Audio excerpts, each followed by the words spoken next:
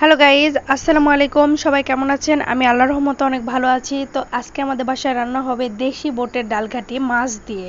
এটা গরু মাংস দিয়েও আমরা বগুড়ার মানুষেরা খাই, নওগাঁর মানুষেরা খায়, কিন্তু মাছ দিয়েও কিন্তু এই জিনিসটা অনেক স্বাদ লাগে।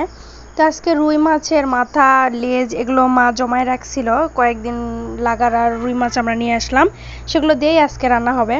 তো এগুলো রান্না করার সময় আমার শাশুড়ি আবার আর এক ধরনের লোক। সে সারা বছর এমনি সবসময় মশলা পিষে ফ্রিজে রাখবে, সেগুলো দিয়ে এমনি চচ্চড়ি ভাজি এসব রান্না করবে, কিন্তু যখন সে মাংস, ঘাটি এ ধরনের আইটেম রান্না করবে তখন সে পাটায় মশলাটা বাটবে, তারপরে রান্না করবে। সে টাটকা মশলা ছাড়া এসব রান্না করে না।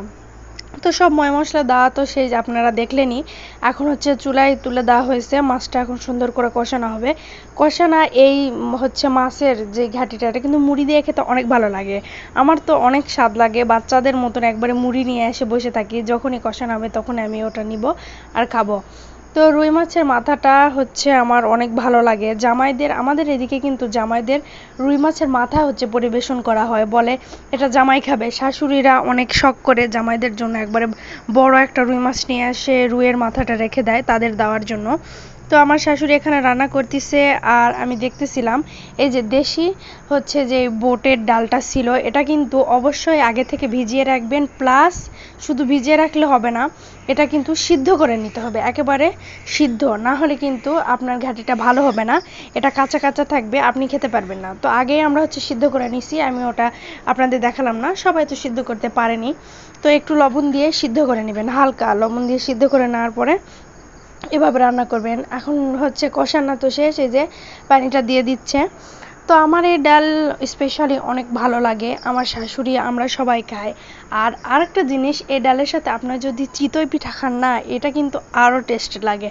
হ্যাঁ, আমরা অনেকে হয়তো গরুর মাংস দিয়ে খেতে পছন্দ করি, আমরাও খাই, কিন্তু এটা দিয়েও কিন্তু অনেক ভালো লাগে। তো আমার শাশুড়ি এখানে নাড়াচাড়া করতেছে, অনেক সুন্দর একটা সেন্ট বের হচ্ছিল। আমি এই ডালটা একটু একটু রান্না করতে পারি, খুব বেশি না পারলেও আমার শাশুড়ির কাছ থেকে আমি শিখতেছি, অনেক ভালো লাগে এই ডালটা। এই যে দেখেন, এই ডাল ঘাটিটা রান্না হচ্ছে। আপনারা কে কে এভাবে রান্না করেন সেটা কিন্তু আমাকে অবশ্যই কমেন্টে জানাবেন। আমরা কিন্তু প্রায় এই ডাল ঘাটিটা খেয়ে থাকি।